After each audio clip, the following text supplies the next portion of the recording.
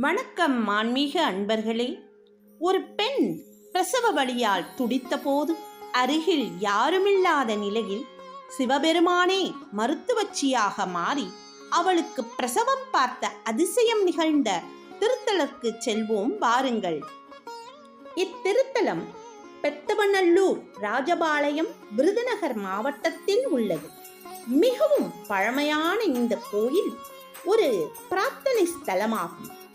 குழந்தை பெறப்போகும் தாய்மார்கள் இக்கோயிலுக்கு வந்து மாயூரநாதரை வேண்டிக் கொண்டால் சிவனேசி என்ற பெண்ணுக்கு புத்திர பேறு பெற உதவியது போல் அனைத்து தாய்மார்களுக்கும் தானே உதவிடுவார் நம் எம்பெருமான்.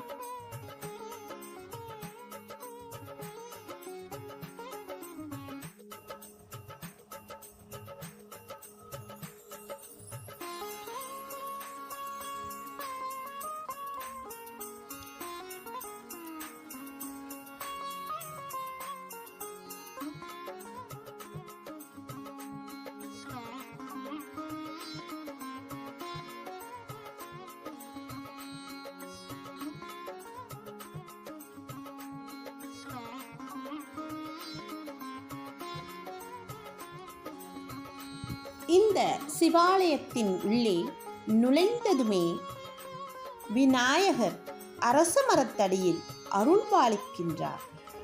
வாருங்கள், நாம் அவரை சுற்றி வருவோம். அவரை சுற்றி நிறைய நாகர்கள் வைக்கப்பட்டிருக்கின்றன. அவற்றையும் சுற்றி வருவோம்.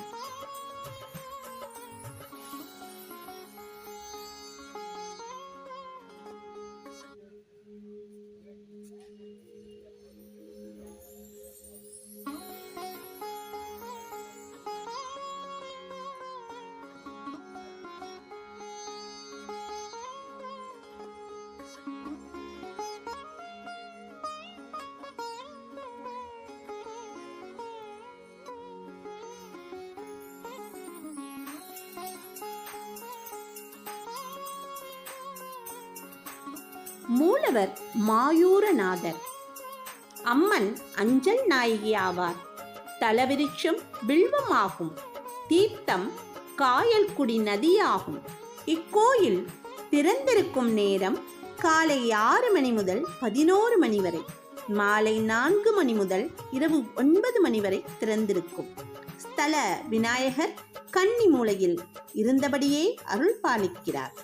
கிழக்கு பார்த்து அமைந்த இந்த சிவாலயத்தில் நந்தி தேவரையும் கொடிமரத்தையும் முதலில் வணங்குவோம். நாம் கொடிமரத்தின் முன் உள்ள ஆமை மீது கை வைத்துத்தான் நமஸ்காரம் செய்ய வேண்டும். ஆமையானது சிவனின் ஆபரணத்தில் ஒன்று. மேலும் தண்ணீரில் இருக்கும் வரை ஆமை நன்றாக சுற்றித் திரியும். ஆனால் கரைக்கு வந்தவுடன் தன் உடலை ஓட்டுக்குள் அடக்கி அமைதியாகிவிடும். அதுபோலவே நாமும் வெளியில் இருக்கும் வரை நமது எண்ணங்களை அலைபாய விட்டாலும் சிவ சன்னதி உள்ளே வந்தவுடன் மனதை அடக்கி இறைவனை வழிபட்டு அவன் அருளை பெற வேண்டும் என்ற தத்துவத்தை உணர்த்தவே இந்த நமஸ்கார வழிபாடு. மாயூரநாதரை பார்த்தவுடன் அவரை தரிசித்தாலே நமது பிறப்பு அர்த்தமுள்ளதாக அமைந்துவிட்டது என்ற திருப்தி ஏற்படுகிறது. அருகில் உள்ள அன்னை அஞ்சல் நாயகியை தரிசிக்க செல்வோம். அங்கு சென்று அந்த தலைவியை பார்த்தால் அதற்கு மேல் அழகில்லை என்பது போன்ற ஒரு திருக்காட்சி. அம்மை அப்பன் இருவரின் சன்னதிக்கு நடுவில் சோமஸ்கந்தர் சன்னதி உள்ளது. அதன் பின் நவக்கிரகங்களை வழிபட்ட பின் கொடிமரத்தின் இடதுபுறம் சென்றால் நாயன்மார்கள் சிவனை சேவித்தபடி காட்சி தருகிறார்கள். இனி தல வரலாற்றை பார்ப்போம்.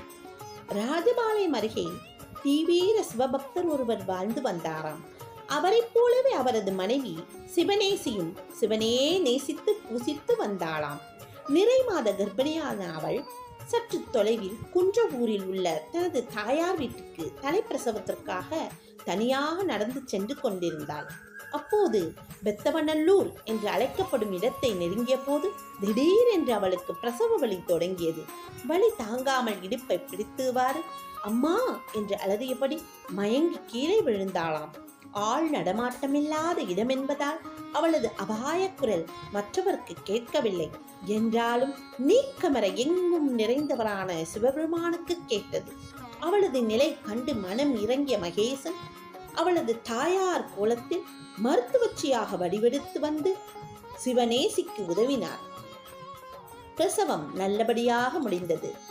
அவள் தாகத்தால் வருந்திய போது இறைவன் திருவடி பெருவிரலால் நகத்தால் தரையை கீற அந்த இடத்தில் நதி ஒன்று உருவானது.